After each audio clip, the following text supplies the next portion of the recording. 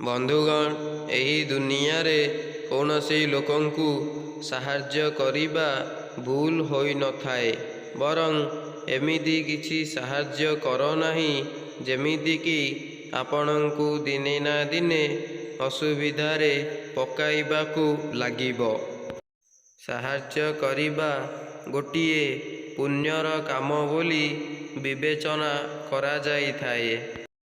ଆଚାର୍ଯ୍ୟ ରଣନୀତିଜ୍ଞ ଚାଣକ୍ୟ କହିଥିଲେ କି କିଛି ସାହାଯ୍ୟ ଆମ ପାଇଁ ହୁଏତ ସଫଳତା ଆଣିଥାଏ, କିନ୍ତୁ ଏମିତି କିଛି ସାହାଯ୍ୟ ଯାହାକି ଆମକୁ ବିପଦକୁ ମଧ୍ୟ ଟାଣି ନେବାକୁ ଚେଷ୍ଟା କରିଥାଏ।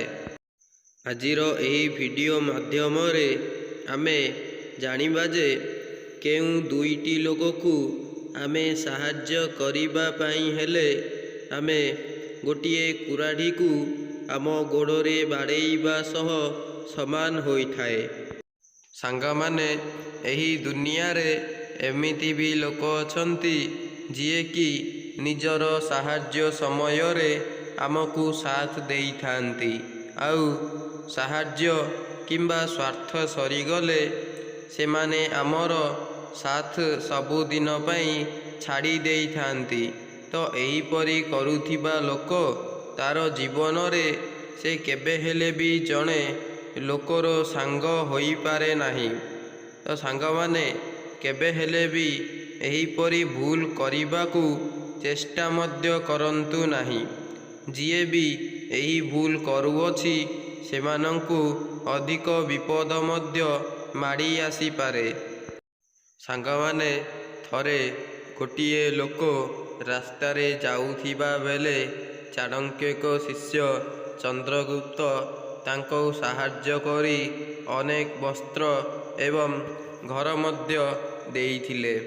ଯାହାଫଳରେ ଗୋଟିଏ ଦିନ ଚାଣକ୍ୟଙ୍କ ଶିଷ୍ୟ ଚନ୍ଦ୍ରଗୁପ୍ତ ଶୋଇଥିବା ବେଳେ ସେ ଭିକାରୀଟି ଗୁପ୍ତଙ୍କର ଅନେକ ଧନ ଚୋରି କରି ସେ ପଳାଇବାକୁ ଲାଗିଲା ଏବଂ ଯାହାଫଳରେ ସେହି ଶିଷ୍ୟଟି ଭାବିଲା କି ଯେ ମୁଁ ଆକୁ ତ ସାହାଯ୍ୟ କଲି, ହେଲେ ସେ ମୋ ସହ ଏମିତି କାହିଁକି କଲା?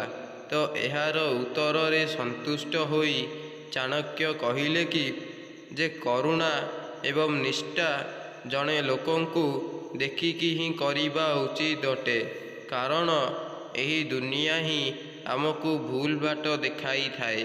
ଦୁନିଆରେ କାହାକୁ ବିଶ୍ୱାସ କରିବା ହେଉଛି ନିଆଁରେ ଘିଅ ଢାଳିବା ପରି, ତେଣୁ କାହାକୁ ମଧ୍ୟ ବିଶ୍ୱାସ କରନ୍ତୁ ନାହିଁ। ଜଣେ ଲୋକଙ୍କୁ ବିଶ୍ୱାସ କରିବା ପୂର୍ବରୁ ପ୍ରଥମେ ତାର ଲକ୍ଷ୍ୟ ଏବଂ ଚେହେରା ଏବଂ ନିଷ୍ଠା, ତାର ମନ ଭିତରେ କେଉଁ ଗୁଣ ଅଛି ତାହାକୁ ଆମେ ଜାଣିପାରିବା ଉଚିତ ଅଟେ। ଯଦି ତାର ମନ ଭିତରେ ଗୋଟିଏ ଗୁଣ ଥିବ ଆଉ ତାର ବାହାର ମନରେ ଅନେକ ଗୁଡ଼ିଏ ଗୁଣ ଲୁଚିକି ରହିଥିବ, ତ ସାଙ୍ଗମାନେ ସେହି ବ୍ୟକ୍ତିଙ୍କ ପାଖରୁ ସବୁଦିନ ପାଇଁ ଦୂରେଇ ଯାଅ, ନହେଲେ ଆପଣଙ୍କ ପାଇଁ ବିପଦ ମାଡ଼ି ଆସିପାରେ। ଦୁନିଆରେ ସାହାଯ୍ୟ କରିବା ଗୋଟିଏ ଭଲ କାମ।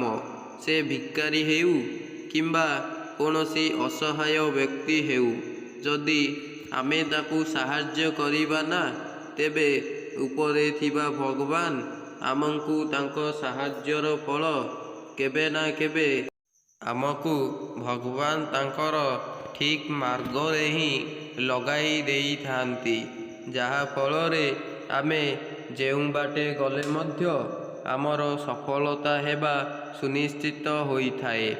ତ ସାଙ୍ଗମାନେ, କେବେ ହେଲେ ବି ନିଜକୁ ନେଇ ଏତେ ଗର୍ବ କରନ୍ତୁ ନାହିଁ, ଯାହାଫଳରେ ଆପଣ ଜୀବନ ସାରା ପସ୍ତେଇବାକୁ ଲାଗିବେ। ତ ସାଙ୍ଗମାନେ, ଆଉ ଡେରି ନ କରି ଚାଲନ୍ତୁ ସେହି ଦୁଇଟି ଲୋକଙ୍କ ବିଷୟରେ ଆମେ ଏହି ଭିଡ଼ିଓ ମାଧ୍ୟମରେ ଜାଣିବା, ଯାହାଫଳରେ ଆମେ ସେହି ଲୋକଙ୍କୁ ସାହାଯ୍ୟ କରିବା ଗୋଟିଏ କୁରାଢ଼ୀ ମାରିବା ସହ ସମାନ ହୋଇଥାଏ।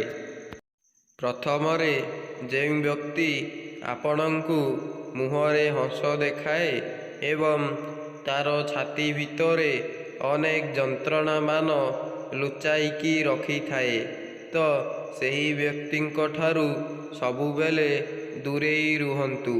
ନଚେତ୍ ଆପଣ ଅସୁବିଧାରେ ମଧ୍ୟ ପଡ଼ିପାରନ୍ତି, କାରଣ ସେହି ବ୍ୟକ୍ତି ଅନେକ ଲୁହର ମଧ୍ୟ କାରଣ ସାଜିଥାଏ।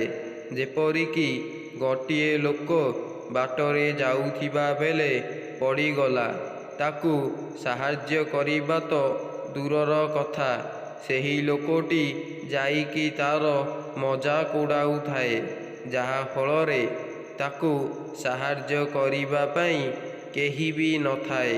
ତ ସେହିପରି ଲୋକଙ୍କୁ କେବେ ମଧ୍ୟ ଭଗବାନ ଶାସ୍ତି ଦେଇଥାନ୍ତି, ତାକୁ କେବେ ହେଲେ ଦଣ୍ଡବିଧାନ ମଧ୍ୟ ଦେଇଥାନ୍ତି।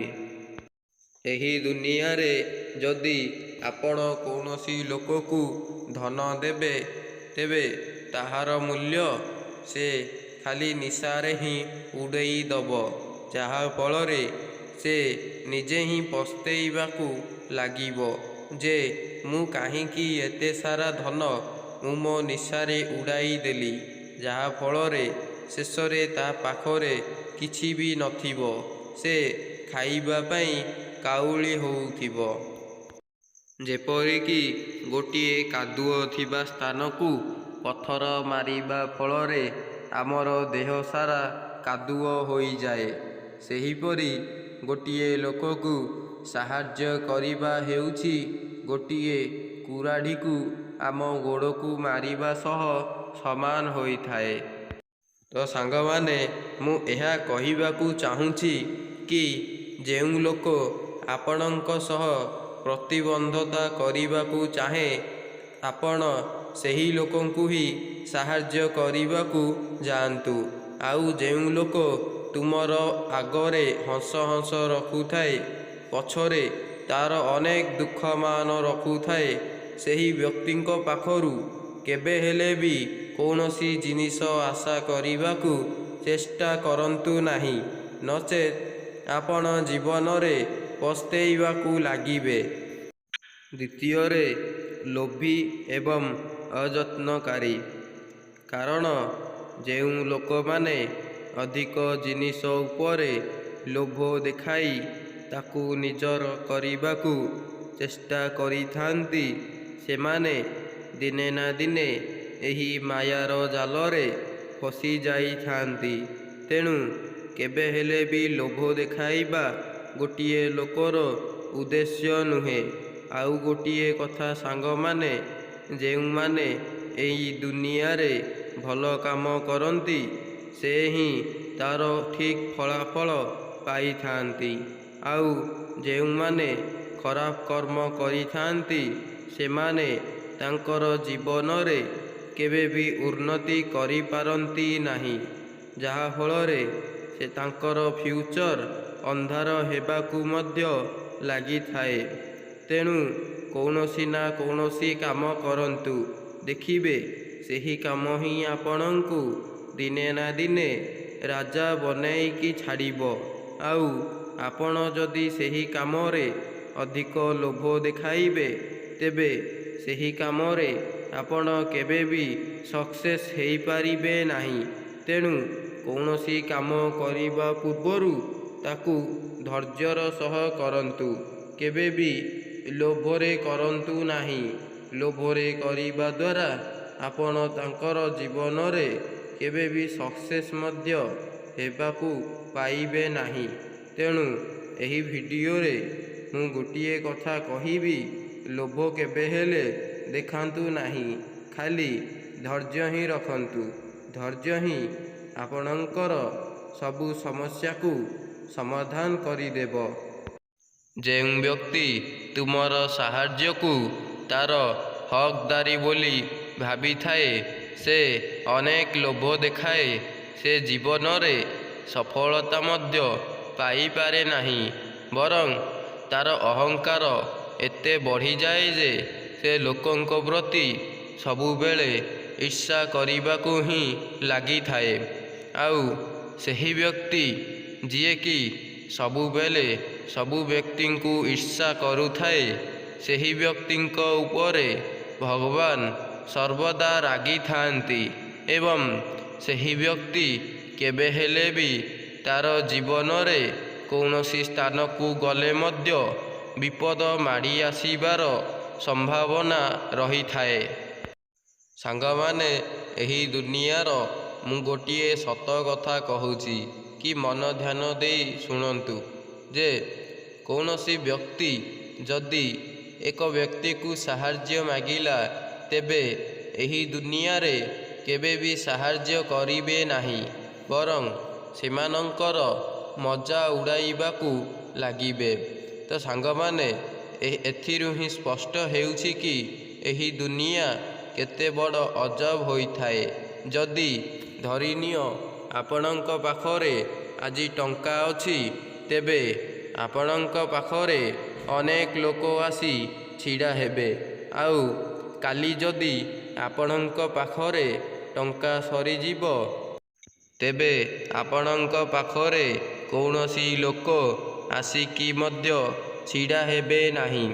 ତେଣୁ ଏହି ଦୁନିଆ ହିଁ ବହୁତ ବଡ଼ ଅଜବ ହୋଇଥାଏ। କାଲି ଟଙ୍କା ଥିଲେ ଅନେକ ଲୋକ ଆସିବେ, ଟଙ୍କା ସରିଗଲେ କେହି ବି ଆସିବେ ନାହିଁ। ତେଣୁ ଆପଣ ସାବଧାନତାର ସହ ନିଜର ଫ୍ୟୁଚରକୁ ନେଇ ନିଜ ଭବିଷ୍ୟତ ନିଜେ ଗଢ଼ନ୍ତୁ। ନଚେତ୍ ଆପଣ ଯଦି ଭାବିବେ ମୁଁ ଖାଲି ବସିକି ଖାଇବି, ତେବେ ଆପଣଙ୍କର ଫ୍ୟୁଚର ସେମିତି ହିଁ ହେବାକୁ ଲାଗିବ। ତ ସାଙ୍ଗମାନେ, କାର୍ଯ୍ୟ କରନ୍ତୁ, ଦିନେ ନା ଦିନେ ତୁମର ସଫଳତା ନିଶ୍ଚୟ ତମକୁ ମିଳିବ। ଆଉ ସେହି ସଫଳତାକୁ ଦେଖି ଅନେକ ଲୋକ କାନ୍ଦିବାକୁ ଲାଗିବେ ଆଉ ଆଶ୍ଚର୍ଯ୍ୟ ମଧ୍ୟ ହୋଇଯିବେ ଆଉ କହିବେ ଏହି ଲୋକଟି ଏତେ ଗରିବ ଥିଲା, ଏବେ କେମିତି ଧନୀ ହୋଇଗଲା। ତେଣୁ କେବଳ ସମୟ ଏବଂ ଧୈର୍ଯ୍ୟକୁ ହିଁ ଅପେକ୍ଷା କରନ୍ତୁ। ସାଙ୍ଗମାନେ, ଧୈର୍ଯ୍ୟ ହେଉଛି ଏମିତି ଏକ ଜିନିଷ, ଆପଣ ଯଦି ତାକୁ ଅପେକ୍ଷାର ସହିତ ଗ୍ରହଣ କରିବେ, ତେବେ ଆପଣ ଦିନେ ନା ଦିନେ ସକ୍ସେସ୍ ହୋଇପାରିବେ। ତେଣୁ ସବୁବେଳେ ଧୈର୍ଯ୍ୟକୁ ଅପେକ୍ଷା କରି ନିଜର କର୍ମ କରିଚାଲନ୍ତୁ। ଆପଣଙ୍କର ଫଳ ଦିନେ ନା ଦିନେ ଆପଣଙ୍କୁ ମିଳିବାକୁ ଲାଗିବ। ତ ସାଙ୍ଗମାନେ, ଆଜିର ଏହି ଭିଡ଼ିଓରେ ଆମେ ଏହା ଶିଖିଲେ ଯେ କରୁଣା ଏବଂ ବିବେକ ହେଉଛି ଗୋଟିଏ ମୁଦ୍ରାର ଦୁଇ ପାର୍ଶ୍ୱ ଭଳି। ଯଦି ଆମେ ଏହାକୁ ଭାବି ଚିନ୍ତିକି ନ କରିବା ବା ଏହାକୁ କୌଣସି କାମରେ ନ ଲଗାଇକି ନିଜେ ହିଁ ଅସୁବିଧାର ସମ୍ମୁଖୀନ ହେବା, ତ ଏହାଦ୍ୱାରା ଆମର ବହୁତ କ୍ଷୟକ୍ଷତି ମଧ୍ୟ ହେବାକୁ ଲାଗିଥାଏ। ତ ସାଙ୍ଗମାନେ, ଆଜିର ଏହି ଭିଡ଼ିଓକୁ ମୁଁ ଏଇଠି ଷ୍ଟପ୍ କରୁଛି। ପୁଣି ଦେଖା ହେବା ଆଉ ଗୋଟିଏ ନେକ୍ସଟ ଭିଡ଼ିଓରେ। ତ ସେତେ ପର୍ଯ୍ୟନ୍ତ ମୁଁ ରହୁଛି। ଧନ୍ୟବାଦ। ତ ସାଙ୍ଗମାନେ, ଆଜିର ଭିଡ଼ିଓଟି ଆପଣଙ୍କୁ କେମିତି ଲାଗିଲା ନିହାତି ଭାବରେ କମେଣ୍ଟରେ କହିବେ। ଆଉ ଯଦି ଭଲ ଲାଗିଲା ତେବେ ଗୋଟିଏ ସବସ୍କ୍ରାଇବ୍ କରି ବେଲ୍ ଆଇକନ୍କୁ ଅନ୍ କରିକି ରଖିବେ, ଯାହାଫଳରେ ମୁଁ ଭିଡ଼ିଓ ଛାଡ଼ିବା ମାତ୍ରେ ଆପଣଙ୍କ ପାଖକୁ ନୋଟିଫିକେସନ୍ ଜରିଆରେ ପହଞ୍ଚି ପାରିବ।